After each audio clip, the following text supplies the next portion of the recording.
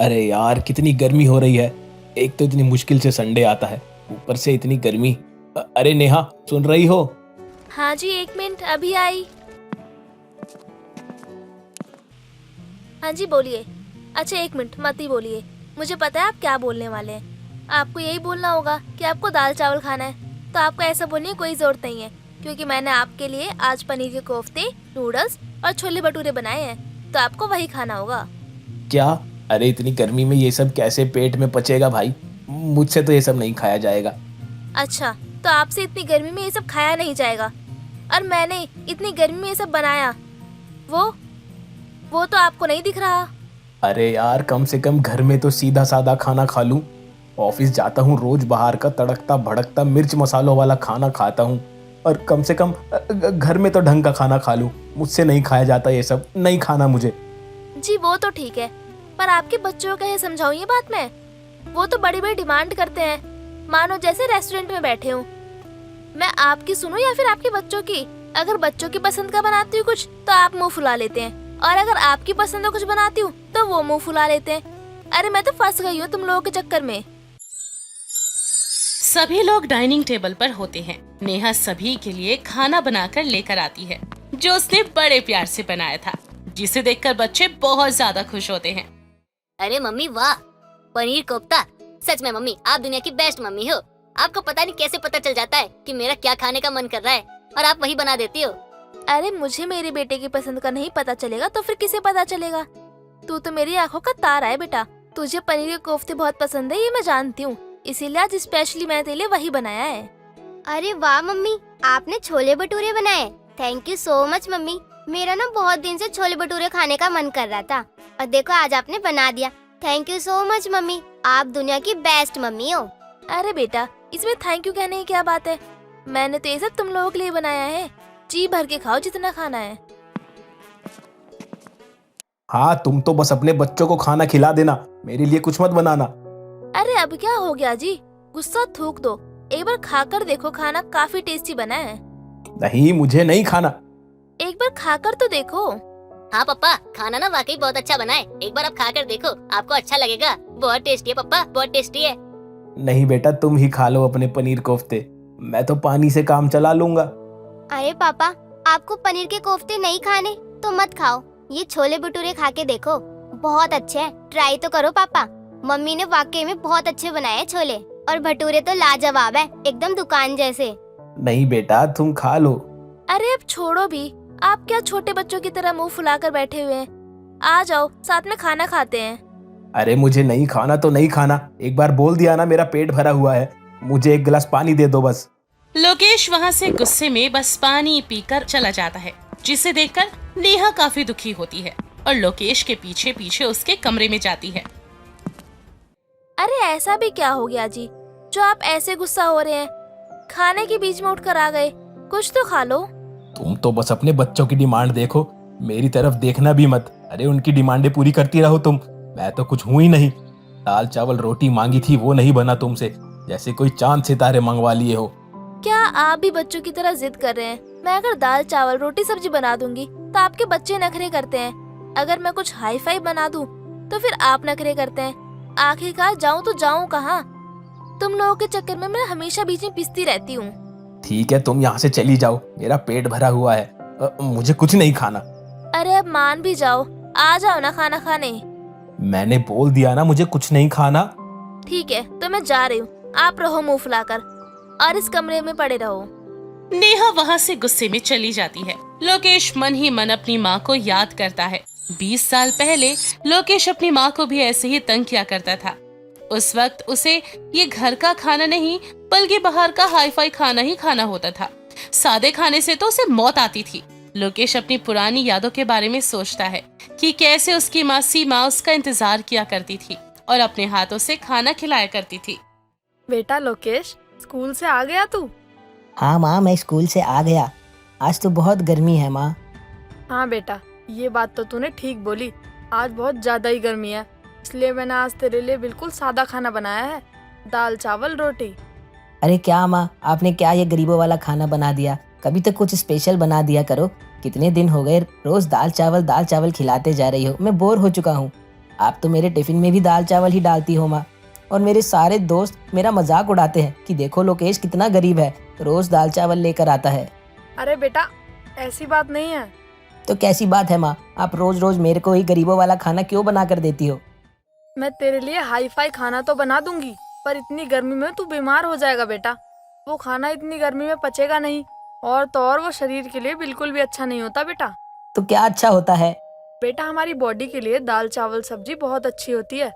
हमें हरी सब्जी खानी चाहिए, दाल खानी चाहिए, जिससे हमारे शरीर में सारी चीजों की पूर्ति हो, जिससे हमारा शरीर भी हेल्दी रहे और कोई बीमारी ना हो और हम बिल्कुल स्वस्थ रहें। नहीं माँ, मुझे नहीं खाना ये सब, मेरे लिए कुछ अलग बनाओ। अरे बेटा, एक बार तू खाकर तो देख। मैंने चने की दाल बनाई है, बहुत टेस्टी बनी है। नहीं माँ, मुझे नहीं खानी है गरीबों वाली दाल और सब्जी। लोकेश गुस्से में वहाँ से अपने रूम में चला जाता है और दरवाजे को बंद कर लेता है। अरे क्या बात है सीमा, तुम बड़ी चिंता में हो, क्या हुआ? लगता है तुमने अभी तक खाना नहीं खाया। अरे समय देखा है तुमने? देखो कितना समय हो गया। इस समय से खा लोगी तो सही रहेगा। कुछ नहीं जी, कुछ नहीं हुआ। मैं अभी आपके लिए खाना लगाती हूँ। क्या बात है, लोकेश ने कुछ कहा क्या? मुझे लगता है खाने को लेकर आज फिर कुछ कहा होगा उसने। नहीं नहीं, ऐसी कोई बात नहीं है जी। तुम्हें क्या लगता है तुम मुझसे झूठ कहोगी और मुझे पता नहीं चलेगा? पति हूँ तुम्हारा, तुम्हारी आंखें पढ़ सकता हूँ। तुम परेशान हो, वो भी अपने बेटे के कारण, मुझे पता है। अरे वो बच्चा है ना अभी, इसलिए। और वो रोज रोज दाल चावल सब्जी खा खा कर बोर हो चुका है, बस, और कोई बात नहीं है। आप भी ना जब देखो मेरे बच्चे के पीछे पड़े रहते हो। तुम्हारे इसी लाड प्यार के कारण वो बिगड़ता जा रहा है। अरे सीमा, इतना मत उसे सर पे चढ़ाओ। अरे जमाना खराब है, और क्या बुराई है दाल चावल में? मैं भी तो खाता हूँ और सब लोग खाते हैं, बहुत पौष्टिक होता है। लेकिन वो निकम्मा, काम ना काज का दुश्मन अनाज का, हमेशा हमेशा फरमाइश करता है और तुम बना बना के देती हो, इसीलिए वो भी करता जा रहा है। अरे हमारे माता पिता हमें दाल चावल खिलाते थे, तभी हमें आदत है। लेकिन इस निकम्मे को सब कुछ मिल जाता है ना बैठे बैठे, इसीलिए इसकी आदत खराब होती जा रही है। अरे वो छोटा बच्चा है, उसको कभी कभी बाहर का खाना खाने का दिल करता है। छोड़िए ना, गुस्सा मत होइए। आप बैठिए, मैं खाना लगाती हूँ। सीमा मोहित के लिए खाना डाल देती है। अरे भाग्यवान, आओ बैठो और खाओ।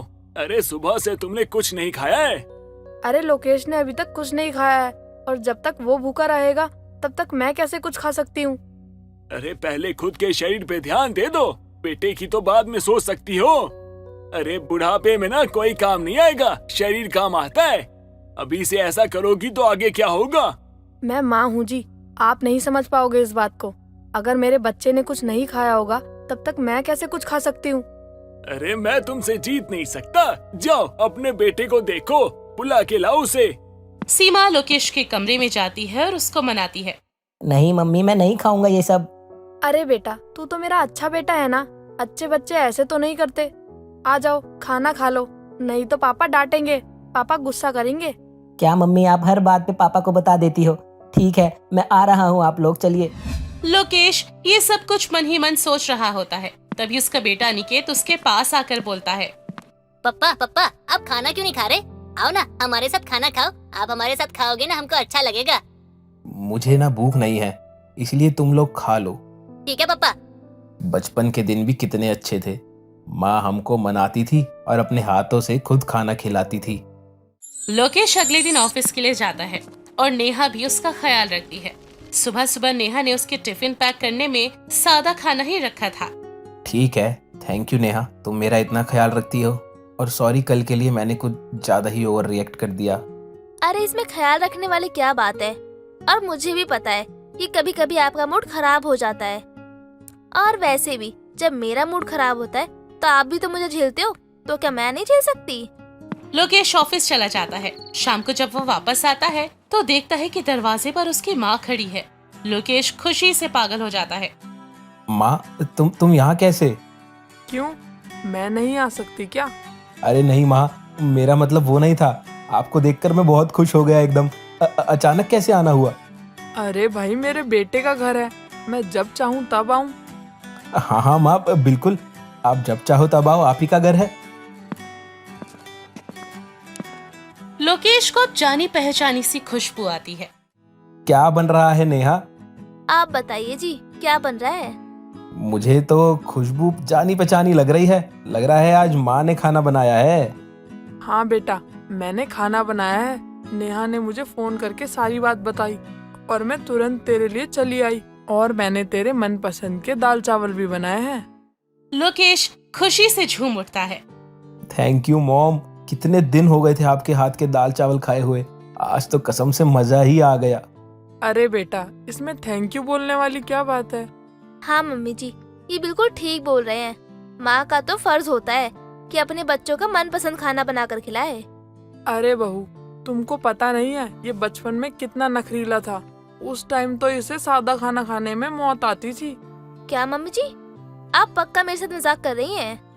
नहीं बहू, ये बात बिल्कुल सच है। तुझे अगर यकीन नहीं होता तो तू लोकेश से पूछ ले। अपनी सास की बातें सुनकर नेहा तो हक्की बक्की रह जाती है। लोकेश वहीं पर खड़ा खड़ा चुपचाप ये सारी बातें सुन रहा था। माँ जी, आपको पता है मैंने कल बच्चों की पसंद का खाना बनाया था, छोले भटूरे, पनीर कोफ्ते, और इतनी मेहनत करके बनाया था, लेकिन लोकेश जी ने उसको मुंह तक नहीं लगाया और बिना कुछ खाए पिए अपने कमरे में जाके बैठ गए। और फिर जब मैं मनाने गई तो मुझसे लड़ने लग गए। तेरी ये बच्चों वाली आदत अभी तक नहीं गई क्या? पहले तो तू मुझे तंग करता था, अब तू बहू को भी तंग करने लगा है। कब बड़ा होगा रे तू? अरे माँ, ऐसी कोई बात नहीं है। इस शहर में आके और आपसे अलग होने के बाद मुझे कुछ भी अच्छा नहीं लगता। मन करता है वही खाऊं जो आप बचपन में मुझे बनाकर खिलाया करती थी। अरे बेटा, बस इतनी सी बात है। तू ये बात मुझे बता देता, मैं तुरंत तेरे पास चली आती। अब तू टेंशन मत ले। अब जब तक तेरा दाल चावलों से मन नहीं भर जाता ना, तब तक मैं तेरे पास ही रहूंगी। कंचन की शादी ऑस्ट्रिया से आए डेविड नाम के लड़के से हो जाती है। कंचन एकदम सीधी सादी फुल देसी लड़की थी और वहीं डेविड विलायती लड़का था। कई बार डेविड इंग्लिश में जब कंचन से कुछ बोल दिया करता तो कंचन को कुछ भी समझ नहीं आता। और ऐसे एक दिन डेविड एक इंग्लिश गाना गा रहा था, तभी कंचन बोलती है, अरे डेविड, आप क्या गा रहे हैं? हम इंग्लिश सॉन्ग गा रहा था। तभी तो समझ नहीं आ रहा हमको। अरे गाना है तो हिंदी में गाइए ना। जब हमको हिंदी नहीं आती है तो हम हिंदी सॉन्ग कैसे गाएगा? अरे तो क्या हुआ, देखो मैं गाती हूँ, आप हमरे पीछे पीछे गाइएगा। बीड़ी जलाई ले जिगर से पिया, जिगर माँ बड़ी आग है, आग है, आग है। कंचन के गाने के बोल सुनकर डेविड अजीब से हाव भाव बनाता है और तभी कंचन बोलती है, क्या हुआ, अच्छा गाना गाती हूँ ना मैं? बहुत अच्छा किया तुमने, लेकिन हमको कुछ समझ नहीं आया। ऐसे ही देसी कंचन अपना हिंदी गाना गाते हुए चली जाती है और डेविड उसे देखता ही रह जाता है। ऐसे ही कुछ दिन गुजरते चले जाते हैं और एक दिन डेविड कंचन को एक नाइट डेट पर लेकर जाने का प्लान बनाता है। सच में आप हमरे लिए कपड़े लेकर आए हैं? जरा मैं खोल कर तो देखूं। ये क्या, इतने छोटे कपड़े? डेविड जी, लगता है आप किसी बच्चे के कपड़े ले आए हैं या फिर उस दुकानदार ने आपके साथ धोखा किया है। आपको बड़े के कपड़े दिखाकर छोटे बच्चे के कपड़े पैक करके दे दिए।